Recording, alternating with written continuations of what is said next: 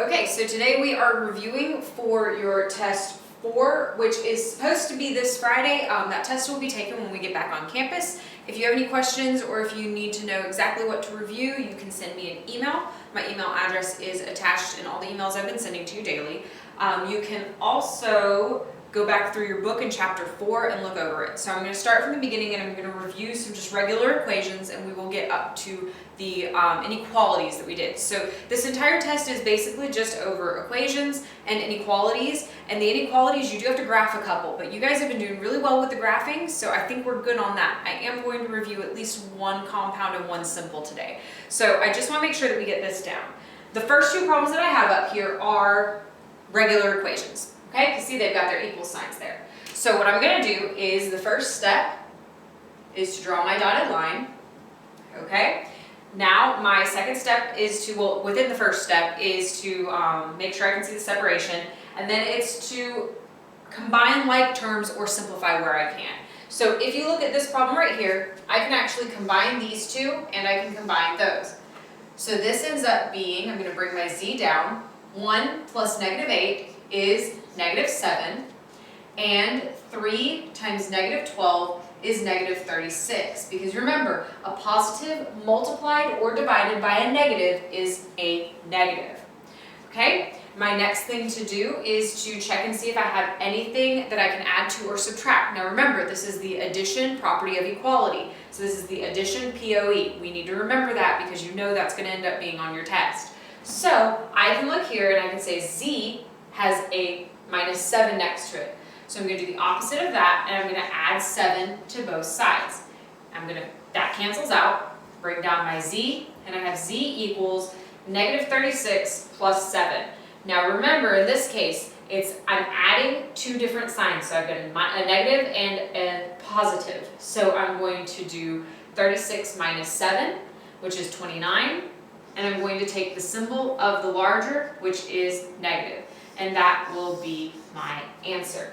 Okay, if we move over to this problem here, we are going to again follow the same steps. So the first thing I need to look at is if there's anything I can combine or any simplifications that can be done. And if you notice, I can actually do 2 times -4. Again, when we're multiplying a positive times a negative, it is going to be a negative. Okay, so now I have x divided by 8 equals a -8.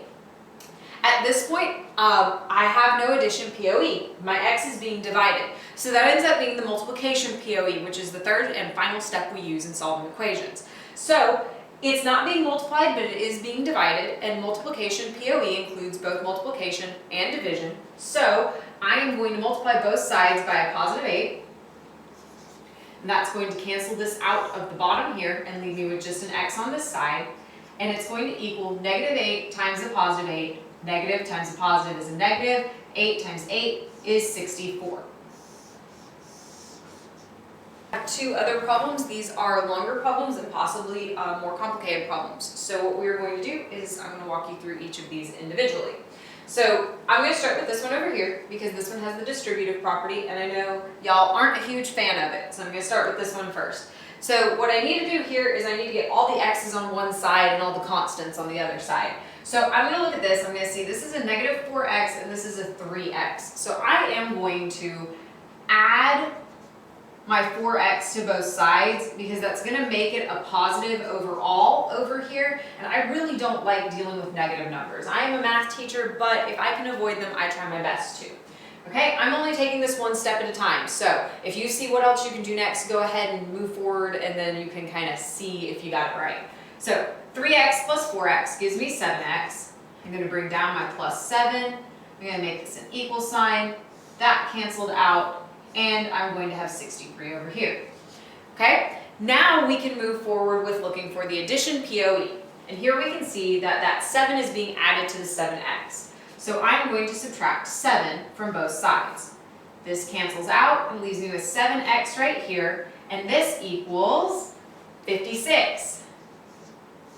Okay, because 63 minus 7 is 56. So now I am going to, again, look at this and see, I did the addition POE, the next step is the multiplication POE. And if we see, the 7 is being multiplied by the x. So I'm going to fraction it, otherwise known as dividing, but fractioning for our class because y'all love saying that.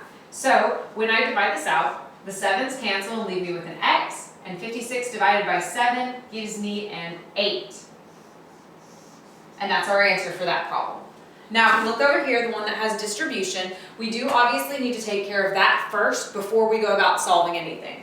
So remember, in distribution, you have to multiply the outside number by both of the inside numbers. So I'm going to do 6 times n, which is 6n, and then I'm going to do 6 times negative 6, which is negative 36. And then I'm going to finish writing my problem. And if you look, we have distributed and made it to where it's a problem very similar to what we just did. Okay. In this problem, though, we can see I've got positive 6n and positive 4n. So what I'm going to do is, since the 4 is less than the 6, I'm going to move the 4 over here. Because when I subtract it, it's still going to leave me with a positive n. Okay? So 6 minus 4 gives me 2n. I bring down my negative 36 or my minus 36. And this cancels out, leaves me with a positive 2. Okay? At this point, I'm looking for addition POE, so I can see my 36 is being subtracted from 2n, so I'm going to do the opposite and I'm going to add it to both sides. This cancels out, leaves me with 2n equals 36 plus 2, which is 38. We're going to divide based off the multiplication POE, and we've got n, because that cancels out, equals 38 divided by 2, which is 19. Okay, so from here I'm going to do a quick word problem and then we're going to move into our inequalities. Now we are moving into our word problems for these and how to set up equations and solve for them. So if you'll notice, I do have a word problem written up on the board. I'm going to see if we can see this with blue marker because I'm going to mark all over it. So a number plus 3 times the number is 20. What is that number? Okay, I'm going to mark on this so that we can see what all we have. So I have a number. I don't know what that number is, so it's going to be my variable x. I know a number plus, which is addition, 3 times, which is saying 3 times. Okay, I'm going to put it like that. The number, which is x again, means equals 20. If you'll notice in problems like this, when we went back over them in your book and we were writing them out and we were learning how to evaluate and how to write, we learned what each of these things mean. So we knew that 3 times is multiplication, so it's 3 times the number. Plus is addition, is our equal, and obviously we've got 20 and we've got 3, those are just our numbers. So when we write this out, we have a number plus 3 times that number. See, I almost put 3xx, so it's just 3 times x is 20. And then they want us to solve that number. You are going to have to be able to write the equation and then solve it. So now we are going to solve it. So this is your first spot. So we've got the equation written. Our next step is to solve it. So we're going to solve it by combining our like terms, which is 4x. And then if you see this, it's 4 times something gives me 20. I'm going to divide both sides according to the multiplication POE, and I have that x equals 5, making our number 5. And we can double check that by saying 5 plus 3 times 5, which is 15, equals 20.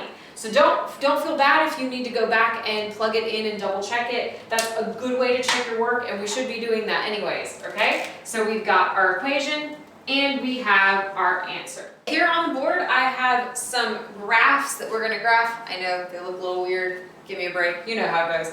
And then I have 2 equations that we're going to solve. And then this will finish up your review for Chapter 4 so we can move forward tomorrow with Chapter 5. Now remember, your test is only over Chapter 4. We will take that when we get back on campus, but we will have to move forward into Chapter 5 tomorrow. So make sure you put a separation in your notes so you know what you need to study before we get back on campus. Okay, so in graphing for this, we talked about it, and we know that we know what to put for these little symbols here, if they're open or closed circles. So a quick review is, if it has a line underneath it, so if it's greater than or equal to or less than or equal to, it is a closed circle. So I'm going to take this, I'm going to say x is greater than or equal to positive 6. So I'm going to go to my positive 6 and I'm going to put a closed circle on it. So see, I filled that thing all the way in. And I know that x is greater than, so I'm going to look for the numbers that are bigger than 6. This is going to put it on the very end of our number line, but anything over here is greater because you've got 7, 8, 9, and so forth. So I'm going to draw my arrow this direction. You may draw on the graphs on your quizzes and tests, so don't worry too much about that. If you end up going over the lines, that's fine. Just make sure I can see that arrow and which direction it's going to. Okay, here I have a compound inequality. So we can see we've got 1 is less than x, which is less than 2. Those are both going to be open circles because they do not have the line underneath them. So I'm going to go to a positive 1 and put an open circle, and a positive 2 and put an open circle. I can see, according to this, that x is between them, so I'm just going to connect them right there. That is a very small graph, but that is the graph of that. X has to be greater than 1 but less than positive 2, and it cannot equal either of them. Sometimes you end up with really small graphs. It looks a little bit like glasses. Okay, so coming over here, we are now going to solve them. These get solved very similar to regular equations except for the one rule. And this one rule is if you are multiplying or dividing by a negative number, you have to flip the symbols. So I'm going to show you how that works in our second problem. I'm going to draw my dotted lines. The first thing I'm looking for is combining like terms. Don't have any like terms I can combine, so we're going to move on to the addition POE. And yep, I have the addition POE right here. This is being subtracted from z, so I'm going to add my 11 to both sides, and I'm going to have z is greater than negative 16 plus 11. Negative 16 is greater than 11, so I'm going to do 16 minus 11, which is 5, and my negative is bigger. So even though it ended up being negative 5 as my answer, I don't flip the symbol because I did not multiply or divide by a negative. I just added a number to both sides. That's no big deal there. Now if we look at this one, this is a compound measure, so I'm going to put my dotted lines through both. And now I'm going to look where the variable is. So the variable is in the middle here. If we look, there is nothing being added to or subtracted from it because this is right next to the variable, so there's no outside numbers. So the addition POE and combining like terms, those are out, those are done. Everything's simplified and there's no addition or subtraction. So this means I have to use the multiplication POE. Negative 3 is being multiplied by x, so I need to divide everything by negative 3. Oh, I just said divide by a negative, which means I need to take these signs and I need to switch them. So see, all I did was take them and I switched them. So when I divide by negative 3, negative 9 divided by negative 3 is a positive 3. This cancels out and gives me just my x, and 33 divided by negative 3 gives me negative 11. Now, I am okay with you leaving it written like this, but your book and everything else that you see, all your examples are going to flip it. So what you do in that case is you just rewrite it. So I'm going to start over here. I'm going to do negative 11. If you'll notice, the small side is facing the negative 11, so I'm going to put the small side facing it again. And then x goes in the middle, and the small side is facing x, so the small side is going to face it, and then the 3 goes on the right. The reason why they do this is so that you have it listed in the order it would be on a number line. Because if you note, negative 11 is on the left side of the number line, where positive 3 is on the right side of the number line. These do mean the same thing, so this and this are the same thing, they just like it to be written in proper notation. I've talked about that in class. If you get confused and you don't remember how to switch it, you can leave it like this for right now, and we'll get that worked on before we move out of 8th grade. But for right now, I need one of those two answers. Okay, and that's your review for chapter 4. So if you have any questions, you have my email, you can reach out to me at any time, and this is how we're going to be doing it because the Becca does not have the updated videos for your new book, so I'm going to be doing them myself for these next couple days, next couple classes. And I will see you guys in person on November 2nd, and until then, I'll see you in the videos. Bye!